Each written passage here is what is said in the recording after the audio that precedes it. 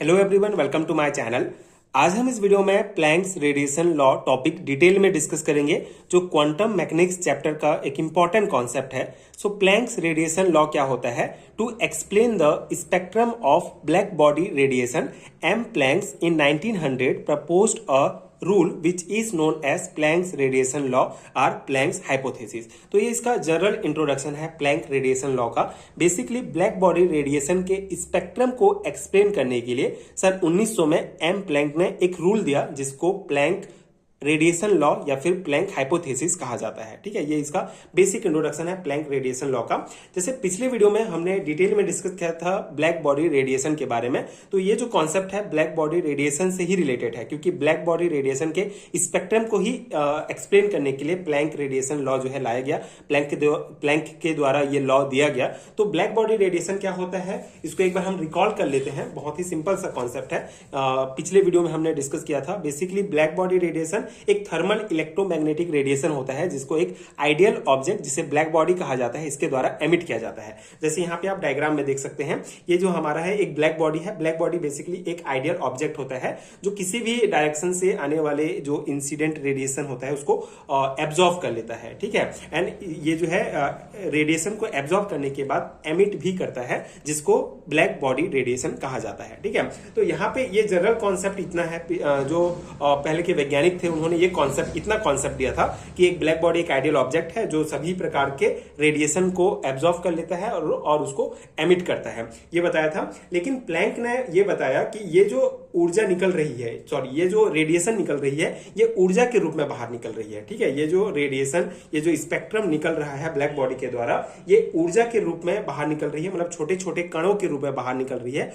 और इन छोटे छोटे कणों को इन्होंने क्वांटा या फिर फोटोन कहा। ठीक है, तो प्लैंक ने ये कॉन्सेप्ट बताया कि जो ब्लैक बॉडी से रेडिएशन निकल रहा है वो सिर्फ रेडिएशन स्पेक्ट्रम नहीं है, बल्कि वो ऊर्जा का एक रूप है। और ये ऊर्जा जो है बंडल के रूप में बाहर निकल रहे हैं, जिसे क्वांटा या फोटोन कहा जाता है। तो ये कॉन्सेप्ट बताया था प्लैंक ने अपने लॉ में। अब हम यहाँ पे एक एक करके पॉइंट डिस्कस करेंगे जो उन्होंने दिया था, जो उनका पॉस्टुलेट है। आप समझ सकते हैं इस लॉ के अकॉर्डिंग क्या कहा जा रहा है। जैसे पहला पॉइंट है, द एनर्जी इज एब्जॉर्ब्ड और emitted by a body is not continuous but discrete in the form of small packet और बंडल। ठीक है, तो वही है जो एनर्जी है। ठीक है, जो एनर्जी, जो रेडिएशन है, वो एब्जॉर्ब जो है वो कंटिन्यूसली नहीं किया जाता ब्लैक बॉडी के द्वारा, लेकिन इसको जो है डिस्क्रीट, मतलब इससे अलग जो है ब्लैक बॉडी से ये जो रेडिएशन अलग हो रहा है, ये स्मॉल पैकेट या बंडल के फॉर्म में जो है अलग होते हैं। और each packet of energy is called quanta. In case of light the quanta is called photon. ठीक है, और ये जो बंडल के रूप में, एनर्जी बंडल के रूप में जो निकल रहे हैं, जो स्पेक्ट्रम निकल रहे हैं, जो रेडिएशन निकल रहा है पैकेट या बंडल के रूप में, ये इनको जो है क्वांटा कहा जाता है। ठीक है, छोटे छोटे कणों का बंडल होता है जो क्वांटा होता है, जो मतलब बेसिकली एनर्जी का सोर्स होता है। और अगर लाइट के केस में हम बात करें तो इसमें क्वांटा को फोटोन भी कहा जाता है। तो क्वांटा या फोटोन दोनों सेम है। लाइट के केस में क्वांटा को फोटोन कहा जाता है। थर्ड पॉइंट है हमारा, एनर्जी ऑफ रेडिएशन, जिसको ई से डिनोट किया जाता है, is directly proportional to the frequency nu. ठीक है, ये जो है बहुत इंपॉर्टेंट है। जो रेडिएशन निकल रहा है उसकी फ्रीक्वेंसी जो है उसके ऊपर डिपेंड करता है।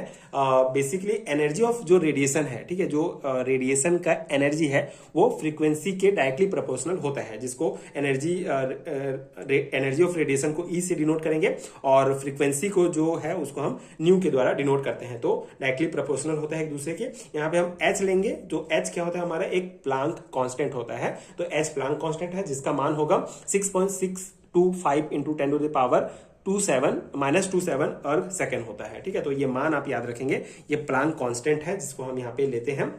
एंड ये एक बहुत ही इंपॉर्टेंट पॉइंट है, आप याद रखेंगे। एनर्जी ऑफ रेडिएशन जो होता है वो फ्रीक्वेंसी के डायरेक्टली प्रोपोर्शनल होता है। ये किसके द्वारा दिया गया था? प्लांक के द्वारा अपने लॉ में बताया गया था।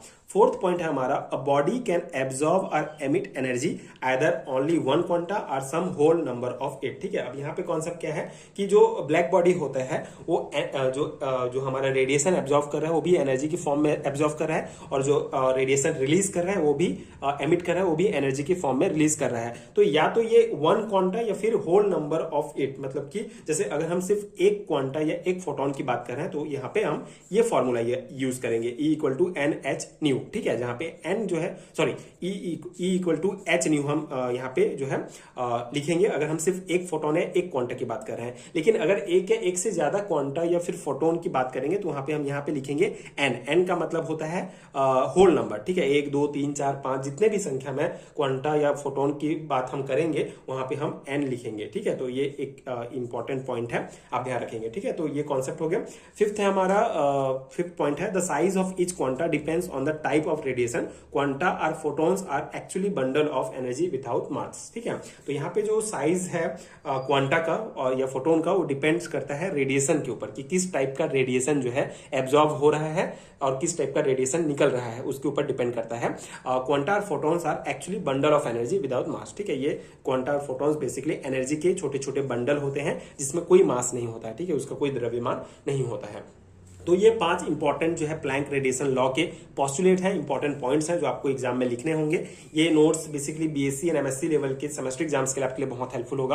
अगर आपके सिलेबस में ये टॉपिक दिया गया है प्लैंक रेडिएशन लॉ क्या है तो 3 और 4 मार्क्स में पूछा जाता है, तो आप इसका बेसिक डेफिनेशन और ये इसके जो पोस्टुलेट है ये आप लिखेंगे तो इनफ रहेगा। इतने ही इंपॉर्टेंट पॉइंट है, इतना ही बेसिक कॉन्सेप्ट है।